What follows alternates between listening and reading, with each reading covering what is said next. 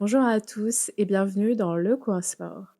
Aujourd'hui, on se retrouve pour parler du dernier week-end de poule de Champions Cup et également de ce que j'attends du tournoi Destination qui va commencer dans 2 semaines. 1 semaine. Non, 2 semaines. Hem, on va vite fait parler des matchs de Champions Cup de ce week-end. Je vais pas mentir, je les ai pas tous vus, même les français, donc je vais parler de ce que j'ai vu et surtout, on va évoquer le tableau des huitièmes de finale. On commence par le Stade français qui perd en Afrique du Sud face aux Bulls 48-7. J'ai commencé le match, j'ai vu que le Stade français allait perdre et j'ai arrêté. C'était pas beau à voir, le Stade français avait commencé en disant: «On aimerait bien se qualifier», c'est dommage. Ils sont donc reversés dans la petite coupe d'Europe, dont je donnerai les résultats juste après. L'ASM, dans un match assez ouf, s'impose face, à Bristol 33-26. Honnêtement, l'ASM a fait de l'ASM, depuis quelques semaines. Ils font pas mal de fautes qui donnent beaucoup d'opportunités à leurs adversaires et du coup, ça a fait que Bristol a, continuellement collé à Clermont, alors que Clermont était au-dessus malgré tout, je pense. Donc avec ça, on a eu, cette dernière séquence de 5 minutes qui offre la victoire à Clermont. C'était magnifique. Voilà, c'était juste incroyable. Clermont mérite complètement cette qualification en huitièmes de finale. On verra ce qui advient. J'ai l'impression qu'on va vite se diriger vers des quarts de finale, très françaises. Donc il faudra attendre le printemps, mais ouais, je pense que Clermont peut essayer de viser un peu plus haut, cette année, pour la Champions. Ensuite, dans un match que je n'ai pas vu, ou alors enfin, en tout cas très peu, le Benetton Rugby gagne face à La Rochelle 32-25. Le Benetton, c'est plus ou moins 80 de l'équipe d'Italie.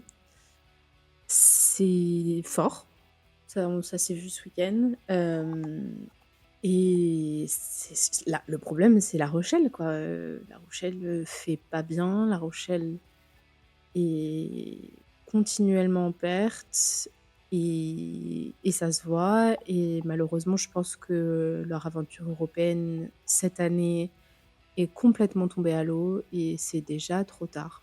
Hem, donc voilà, très dommage. Bravo au Benetton malgré tout parce que de ce que j'ai vu du match, ils ont quand même fait un, beau rugby. Ils nous ont proposé un beau rugby donc voilà. Le Racing 92 s'impose face aux Stormers 31-22 et bah, c'est mieux pour le Racing. C'est quand même pas non plus extraordinaire. Je trouve que le match, c'était pas le match de l'année. Il y a eu du mieux, on va dire, sur certains joueurs, au niveau du Racing. Le Racing, il y avait aussi plus une équipe type. Donc forcément, quand il y a des joueurs qui font jouer, c'est ce que je disais la semaine dernière, hein, quand, il y a des joueurs sur le terrain comme Nolan Le Garec qui fait vraiment vivre le jeu du Racing, forcément, il peut y avoir que du mieux et c'est ce qui s'est passé cette semaine, hein, clairement. Donc voilà. Hem, ensuite, 1er match du dimanche et ça a été un match bonbon. L'Union Bordeaux-Bègles s'impose face aux Sharks 62-12 avec un sextuplé, oui, de Damien Penaud qui était en feu, clairement. Hem, Bordeaux a perdu Louis Bielbiarré, juste avant le match parce qu'il est, atteint de vertige. Il a des problèmes, d'oreille interne depuis quelque temps. C'est pas la première fois que ça lui arrive. Et du coup, il a pas pu jouer, mais on a l'impression que ça a pas changé grand chose pour, l'UBB et jusqu'à la fin du match de Toulouse, c'était le plus grand écart de points en Champions Cup. Hem, Mais très, très beau match vraiment de l'Union Bordeaux-Bègles. Ça fait plaisir à voir, c'était un beau match de rugby. Les 10 premières minutes, j'ai eu un peu peur, mais une fois que Bordeaux avait commencé à installer son jeu, j'ai l'impression que les Sudaf ont rien pu faire. Juste les regarder et se prendre des essais. Hem, donc pas de qualification pour les Sharks et en plus de ça, Bordeaux écrase vraiment cette année. Donc la seule chose qui est dommage, c'est qu'on va sûrement avoir une demi-finale Union Bordeaux-Bègles, Stade Toulousain, ce qui fait que ce ne sera pas la finale cette année et j'aurais adoré que ça le soit parce que je pense que ça aurait été très, très beau à voir. On verra ce qui se passe, mais oui, je vois au moins les bébés aller jusqu'aux demi-finales et voilà, on verra la suite de leur parcours, mais très beau parcours, 20/20. Il y a rien à dire cette année sur, l'Union Bordeaux-Bègles. Ensuite, un match que je n'ai pas vu non plus, les Saracens perdent contre le Castres Olympique 24-32. Alors apparemment Castres a fait un match de rugby incroyable et je veux bien le croire. Castres s'était un peu remanié et je pense enfin je sais pas si Castres avait vraiment dans l'idée de se qualifier, dans l'idée de dire, «On va aller plus loin en Champions». Mais bah, c'est fait, c'est là et bah, c'est pas plus mal, je trouve. Félicitations à Castres, qui n'a pas fait un parcours comme ça en Champions Cup depuis, je pense, très longtemps et c'est super, en fait, je trouve ça trop cool pour les clubs français. On règne sur l'Europe. Alors c'est pas que dû au fait qu'on a des très bons joueurs et des très bonnes équipes. C'est aussi partiellement dû au fait que le rugby anglais en ce moment va très, très mal et que, bah, tous les clubs anglais en fait sont en très grosses difficultés, financières et et donc forcément ça aide un petit peu, mais quand on voit les écarts de points par rapport aux autres clubs qui, il y a encore, 2-3-4 ans étaient vraiment en très, très haut du championnat anglais, bah, forcément ça amène à se poser des questions et oui, ça amène à dire qu'aujourd'hui les Français sont en haut du rugby européen. Il y a pas de question à se poser. En même temps que les Castres, on a eu le droit à une démonstration du Stade Toulousain qui bat, les Tigres de Leicester 80-12. Heu, que dire? Hem, Avoir le bonus en 30 minutes, c'est exceptionnel. C'est C'était beau à voir et en même temps, ça m'a presque fait pitié pour Leicester parce qu'ils avaient juste pas les moyens de faire quoi que ce soit contre Toulouse et Toulouse a récité son rugby. Il y avait personne qui allait les arrêter et je pense que l'essai de Ange Capozzo où il assoit Pollard, c'est un peu la représentation des 80 minutes de rugby. C'est Toulouse fait du Toulouse, hein, bien sûr, comme d'habitude, mais c'était tellement au-dessus des Anglais que, bah, ils se sont assis, ils ont regardé, en fait. Même si ils étaient sur le terrain, ils arrivaient pas à plaquer, ils arrivaient à rien faire, en fait et honnêtement, je pense qu'ils mettent les 12 points parce que Toulouse joue toujours dans ce truc où, hem, ils sont à un pas, du tragique. Ils sont à un pas de l'erreur qui va donner des points à l'autre équipe et c'est souvent comme ça que, même quand le Stade Toulousain est dominant, l'autre équipe arrive à mettre des points parce que, Toulouse joue toujours à 110 donc forcément à 110 bah, il y a une petite marge d'erreur. Mais Toulouse est tellement dominant qu'ils s'en foutent, en fait. À la mi-temps, le score, franchement, il fait peur, il fait mal aux yeux et ça aurait pu être un score de fin de match, en fait, pour déjà dans notre championnat, mais en fait, pour plein d'autres équipes, ça aurait pu être un score de fin de match. Voilà, malgré tout, Toulouse, comme ils n'ont pas eu le bonus la semaine dernière, finissent 2e de leur poule et donc 5e dans le classement général, ce qui est dommage parce que je pense qu'ils ont plus de points que certains premiers de poule, mais c'est comme ça que ça fonctionne en Champions Cup pour ceux qui savent pas trop comment ça fonctionne. En gros, on a toutes les poules. Les premiers de poule sont classés de 1 à 4. Ensuite, les deuxièmes de 5 à 9, ainsi de suite.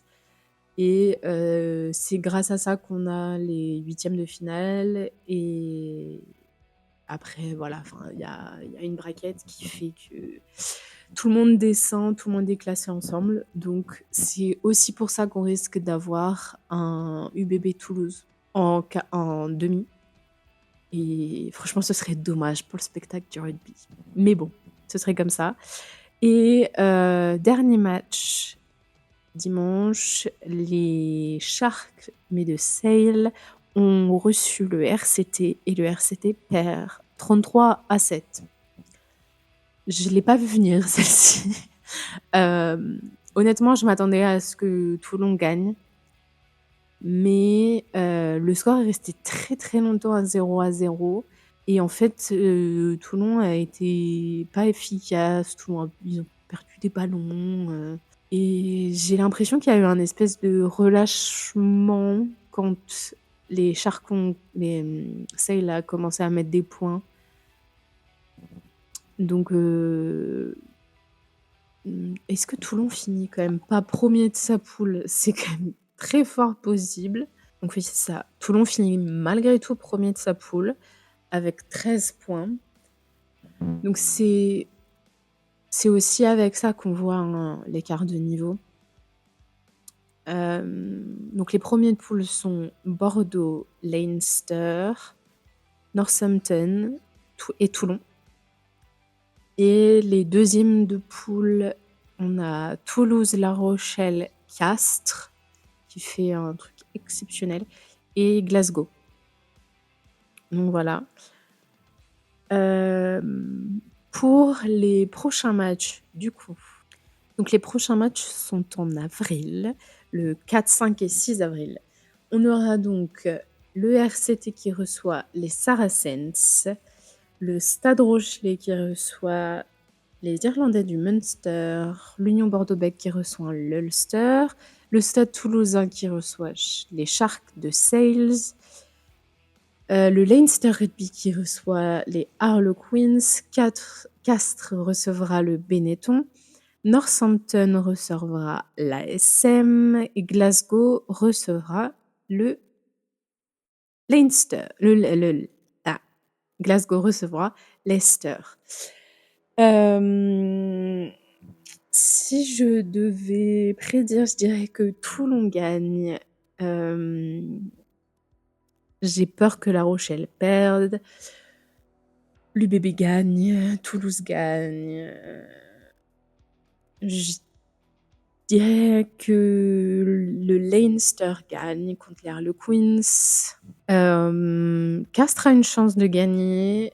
Le match qui me pose question et qui me hype un petit peu, je dirais, c'est Northampton contre l'ASM. Parce que c'est très fort Northampton, là, depuis le début de la saison. Donc, je me prononce pas. Et Glasgow contre le Leicester, je vais y arriver. Je dirais Glasgow. Voilà. Ensuite, point assez rapide sur les matchs de la Challenge Cup, puisque je n'en ai vu aucun à part celui de Vannes. Newcastle recevait Montpellier et les Anglais perdent 7-26. La section paloise recevait les Ospreys et s'impose 28-31. Les Scarlets recevaient le RCV et les Gallois s'imposent 38-28. Lyon écrase les Cheetahs 68-21. L'Aviron bayonnais gagne très très largement contre les Anglais de Gloucester 55-17. Et l'USAP, qui se déplaçait chez les Zèbres de Parme, gagne 21-39. Puisque les avant-derniers de poule de la Champions Cup sont reversés en Challenge Cup, pour les huitièmes de finale, nous avons l'USAP qui recevra le Racing 92, le Connacht Rugby recevra Cardiff, le Loup recevra les Sharks, Montpellier recevra Gloucester, l'Aviron bayonnais recevra les Bulls, Édimbourg Rugby recevra les Lions, la section paloise recevra Bath, les Ospreys recevront les Scarlets, et tous ces matchs auront lieu donc en même temps que ceux de la Champions Cup, le 4, 5 et 6 avril prochain. Donc voilà. Maintenant, on va passer sur l'équipe de France. Il y a eu pas mal de changements un peu spéciaux ce week-end. On a eu le forfait de Taofi Fenoa qui finalement est rappelé après une blessure mystère d'Anthony Gelon. Alors selon les informations de l'équipe de ce matin, ce serait un problème au mollet et il serait indisponible pendant 2 semaines.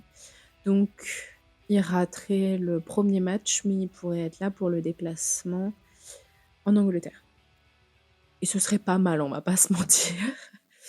Je vais pas analyser les listes des autres nations, mais on va parler de ce que je vois arriver pour ces 6 nations, les équipes qui peuvent faire des choses et au contraire les équipes qui, je pense, malheureusement vont continuer dans cette dynamique pas folle. Et par les équipes, je parle bien sûr des Gallois. Malheureusement, le rugby gallois en ce moment, ça va pas fort. Et en fait, il y a un tel manque de joueurs et il y a un tel manque de plein de choses au Pays de Galles pour le rugby en ce moment que je vois pas un monde où c'est pas eux qui finissent derniers. Et c'est pas eux qui, même possiblement, ne gagnent aucun match. Donc ce serait moche à voir, mais malheureusement, c'est la réalité dans laquelle ils sont en ce moment. Et donc pour les matchs, en première semaine, donc le 31 janvier, en ouverture, nous avons France-Pays de Galles, ensuite Écosse-Italie et un match qui va être très fun, je pense, et qui sera Irlande-Angleterre. Je vois gagner toutes les équipes à domicile pour ce premier match. Donc oui, je me suis égarée, mais je parlais du classement. Honnêtement, avant les news de ce week-end, je voyais l'Écosse faire quelque chose et battre les Anglais. Aujourd'hui, avec la perte de leur capitaine et d'un autre joueur, j'ai oublié le nom. J'ai malheureusement un peu peur que ça grippe un peu cette équipe et que ça leur fasse du mal là où ils n'ont pas besoin. Parce que l'Écosse, c'est pas mal depuis quelques années, mais j'ai l'impression qu'ils tapent dans un plafond de verre où ils peuvent pas aller beaucoup plus haut que ce qu'ils ont déjà aujourd'hui. Donc, je vais avoir espoir et je vais me dire qu'ils vont quand même réussir à battre les Anglais et que Pour moi, le classement, ce sera France, Irlande, Écosse, Angleterre, Italie, Pays de Galles. Voilà, je m'avance. Peut-être que les Français ne feront pas le Grand Chelem, mais en fait, le problème avec, cette année, le tour à destination, c'est qu'on a 3 déplacements sur les 5 matchs et en général, c'est des années qui ne sont pas favorables à la France. On sait pertinemment que dans le rugby, il y a une partie qui se joue avec la foule, avec le domicile, avec l'ambiance en général et bah, aller jouer à l'Aviva Stadium et aller jouer à Twickenham, c'est pas vraiment les endroits les plus sympas, heu et ça a pas toujours réussi aux Français. Alors oui, la dernière fois qu'on est allé en Angleterre, on les a battus. Malgré tout, la France était dans une telle forme, cette année-là et malgré ça, la France ne gagne pas. Donc, j'ai du mal à vraiment, je pense qu'il y aura une meilleure idée, j'espère en tout cas, après le premier match contre le Pays de Galles. Mais,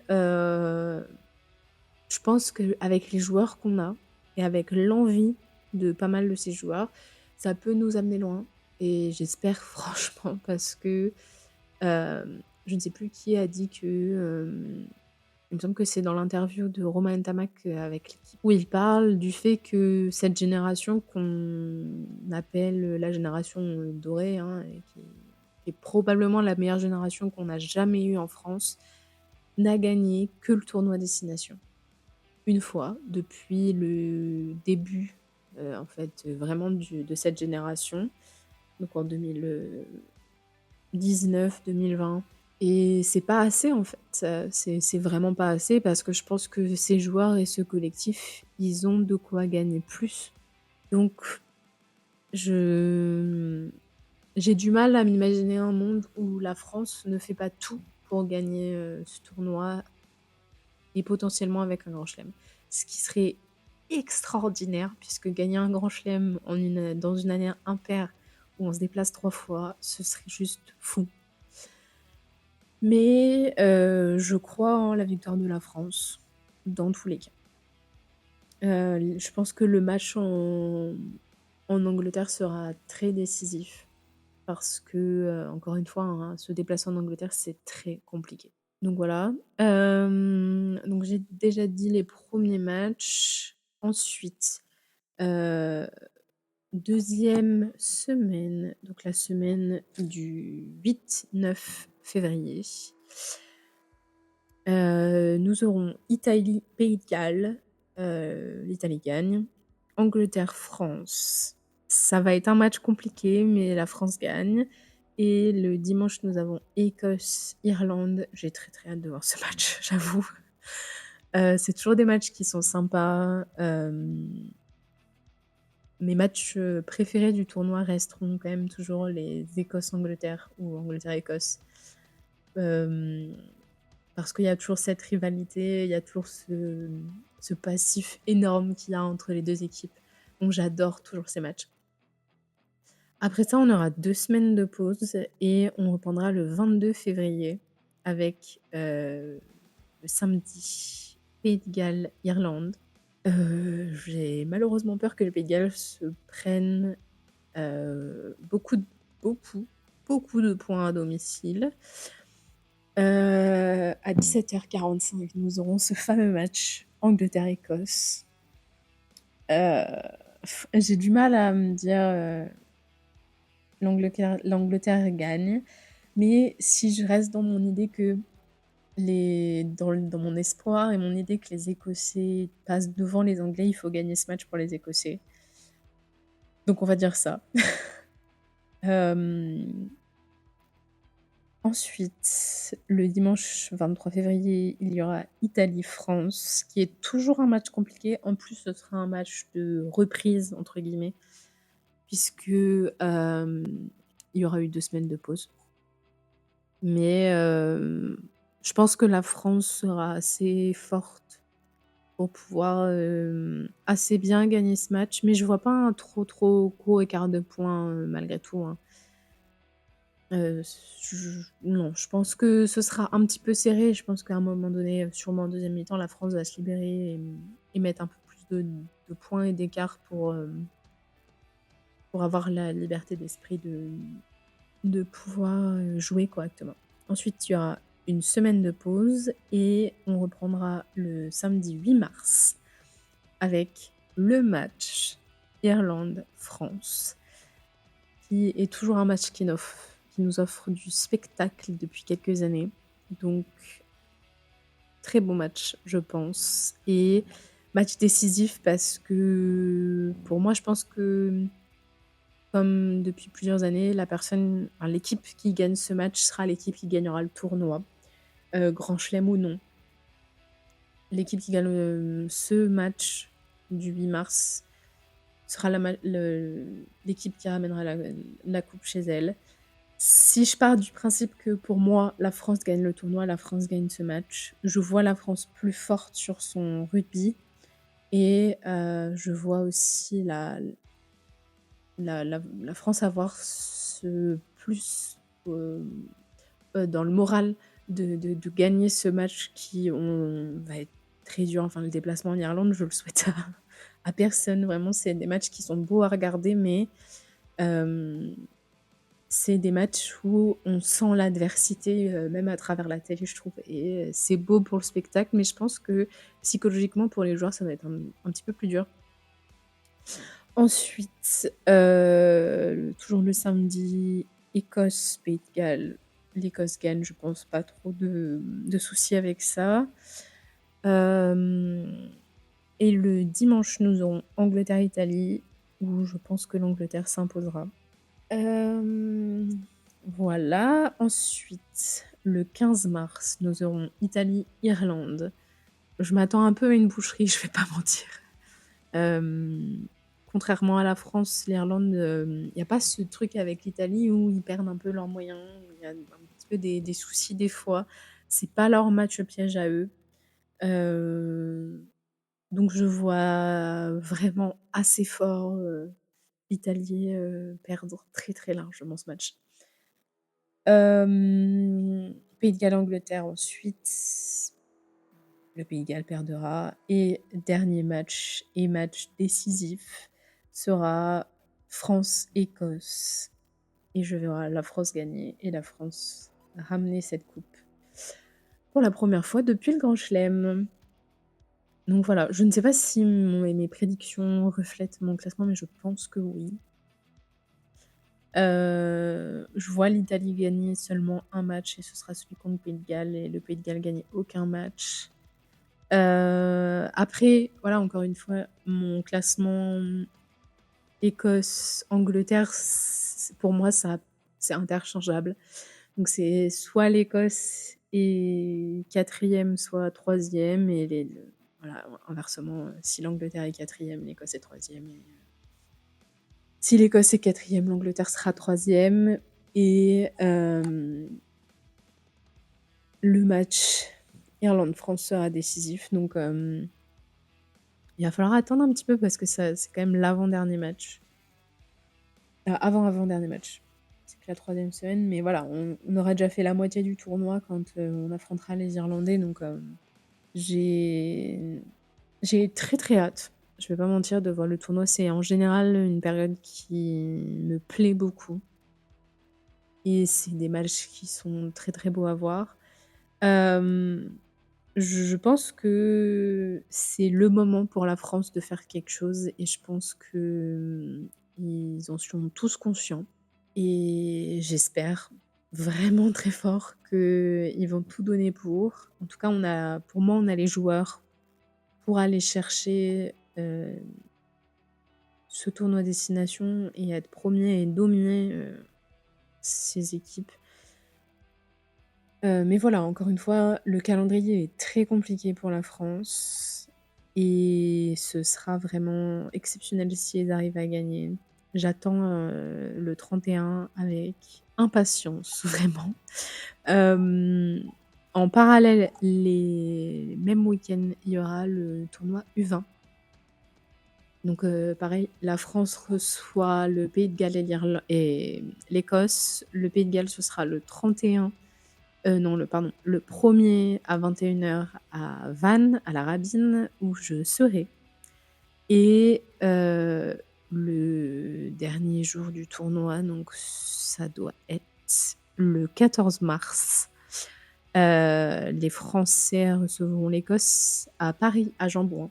Donc voilà, je sais pas s'il reste des places, mais en général, c'est des matchs sympas à regarder à la télé. Je ne les ai jamais vus jouer. J'ai vu les filles, plusieurs fois, mais j'ai jamais vu les U20. Donc ce sera la première fois pour moi et j'avoue que j'ai très, très hâte parce que, bah, on part sur un nouveau cycle, hein, avec les U20. Il y a des nouveaux joueurs, il y a toujours cette transition, en fait, avec les U20 et il y a des très belles équipes aussi. Ça fait 2, 3 ans que les jeunes italiens sont quand même, pas mauvais. Les Anglais sont très, très forts. Malheureusement, les Gallois sont souvent à l'image, des plus de 20 ans et c'est les Irlandais où des fois il y a des petits trous d'air, mais ils sont en général quand même très, très forts donc on verra. Les matchs sont les mêmes, en général, laissez-moi juste regarder, mais en général, c'est aux mêmes endroits plus ou moins que, que les matchs. Donc ouais, donc c'est le 30, 31 janvier et 1er février, donc il y a un match tous les jours. Ils jouent le jeudi, vendredi, samedi, les U20. Donc et voilà, il y a des matchs délocalisés, il y a des matchs qui se jouent dans les capitales. Je sais que le match, Écosse-Italie est à Édimbourg, au Ice Stadium. Qui est donc, fun fact si jamais, le, stade dans lequel joue l'équipe d'Édimbourg et qui est littéralement au pied de Murrayfield. J'ai déjà eu la chance d'aller voir un match là-bas et c'est super impressionnant d'avoir Murrayfield juste derrière qui culmine. C'est un magnifique, stade si jamais vous avez l'occasion et l'ambiance est très, très sympa. Et l'ambiance est très sympa alors que moi j'avais été voir, les femmes, donc on pourrait se dire qu'il y a moins d'engouement, mais l'engouement est quand même super cool. Le stade était plein, donc c'est vraiment un match, dont je me rappelle et j'ai vraiment beaucoup aimé. Voilà, nous on délocalise un match, mais pas le deuxième. Les Anglais délocalisent à Bath, heu j'ai l'impression qu'il y a que les Écossais qui jouent, en permanence, là-bas, dans la capitale, je veux dire. Donc voilà. C'est tout pour moi, c'est tout pour aujourd'hui. On se retrouve la semaine prochaine pour parler du top 14, dernière journée de top 14 qui ne clashera pas avec le 6 Nations. Je ne sais pas encore comment je vais m'organiser pour les débriefs pendant le 6 Nations. Je pense que je ferai 2 podcasts différents, un pour le top 14, un pour le 6 nations parce que sinon ce serait trop long. Donc voilà, je vous souhaite une bonne fin de semaine et surtout un bon week-end de rugby et nous on se retrouve la semaine prochaine.